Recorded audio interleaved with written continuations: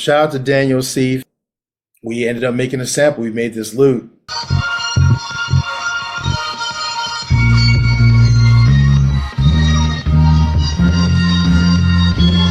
So then shout out to Anthony Soleil, who, he's just started managing Nas at the time.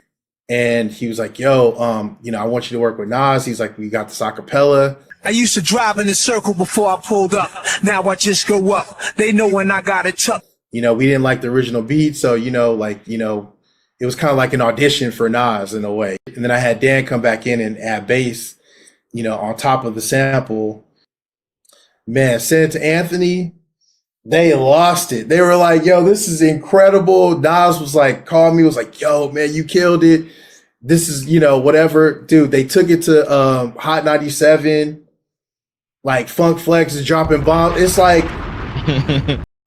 before all that even happened, I did a thing at NAMM for Reason. So they were like, would you do a demo? And I was like, sure. So I'm there. I saw that. But this is for hopefully, Nas's next record, which they're still working on right now. And like an idiot, right? Because back then you don't think that stuff is gonna leak because it's not really like camera phones or a thing. It wasn't really like a way to leak stuff to me. I at least I didn't think there was. So I played the remix, right? It wasn't even really like finished yet. I played the remix. And I see people with their phones up like this. And I'm not thinking anything of it, right? So then the next day, DJ Muggs, shout out to DJ Muggs. DJ Muggs calls me and he's like, yo, is this you? And he plays it over the phone. And I'm like, how did you get that? He's like, dog, it's all over the internet. He's like, it's all over the chat rooms right now. And I'm like, no, whatever. Oh, shit. So, but then Flex is dropping bombs on it, whatever. It gets leaked. Flex is dropping bomb. So then Nas is excited. He's like, yo, they haven't been excited over a record of mine in a minute. And he's like, we were looking for, a street single. So he's like, this is it. So then I ended up recording with Nas for like 3 days. House of Blues had a studio like in the Valley or whatever. Oh, so you did the session with him then? After. Yeah, so we okay. Yeah, so but we just ended up working on other stuff. And then the third day they wanted to mix the record. So we try to mix the record, man. It does not sound good. It just does not sound good. We're just like, yo, we cannot get it to sound the way it does on the 2-track. So, and I could tell Def Jam is lukewarm on it. They're like, nah, they're fighting us on like, this is the street single, whatever. It's just a lot of politics behind it. So then it doesn't make the album. It doesn't become the street single. It never officially comes out. It never officially came out. But it was such a pivotal record for me, and the fact that it leaked, and at that point everything leaked. Like anything that I was a part of, whether it was Detox, whatever, I had every week there was a major leak. I don't know what was going on, but that actually helped my name. It helped build my name as a producer. It's interesting with the Jay-Z song, the 50 Cent song, and this song initially, you wasn't in the studio with the artist when you made the song. No. So I'm just curious, what do you prefer? Do you like that sort of arrangement where someone sends you the vocals and then you do your magic? Nah, I mean, I prefer being in the studio. But back then, it probably wouldn't have been a good idea because I felt I was way more of like not completely confident. Like, you know what I mean? Like, I feel like I was confident in my beat making, but not my producing. I don't know if you know what I mean? Mm. I used to be nervous, man. I had a lot of anxiety back then. So it was, you know what I mean? Like, music was my sanctuary. So I was just making beats. Like, I'd never left my studio, but it was just to kind of like, it was therapy for me.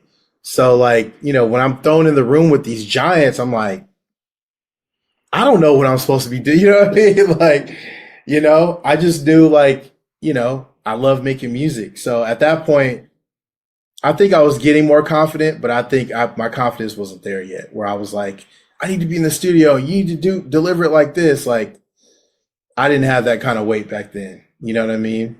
I felt like maybe 2010 is like when I was like, oh, okay, I got it now. Like I can, you know what I'm saying?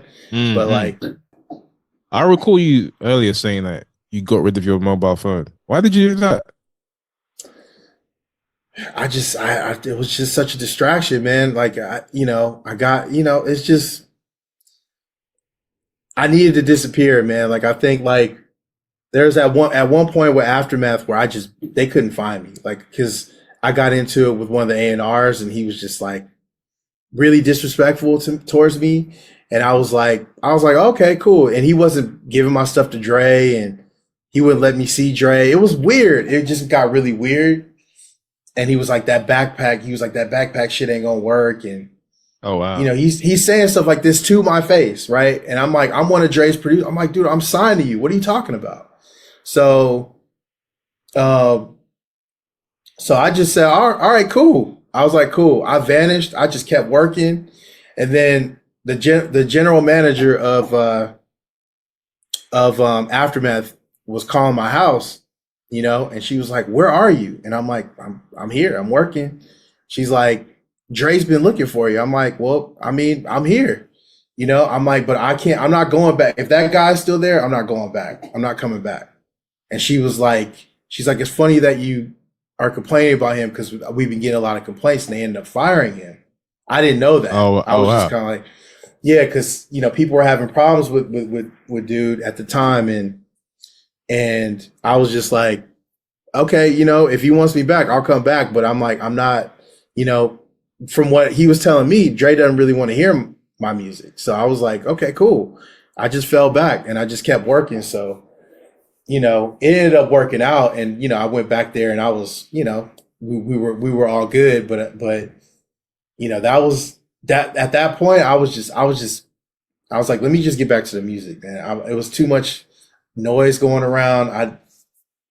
I just had to disconnect, and I feel like I have those moments like where you have those moments where it's just like I got to disconnect from everybody, and I got to get back to just the work, because this is what feeds me. This is what feeds my soul. Like, let me just get back to that and not focus on what I'm doing. I'm getting back to the love of it, and it always turns out right, because when I come out of that, I feel like I'm 10 times better than I was before that started. So like that break, actually, when I came back to Dre, I was like a different animal at that point. You know what I mean? So, but it worked out. In terms of like distractions, it's even worse now when you consider all the things you can access on the mobile phone now. You got Instagram, you got YouTube, you got Twitter, you got Snapchat, you got Facebook. You can watch Netflix on your phone. So yeah. It's too much stimulation, man. It's crazy. Yeah. No, for sure. All right, guys. We're gonna move on to the next song. Again, no sample, man. No sample.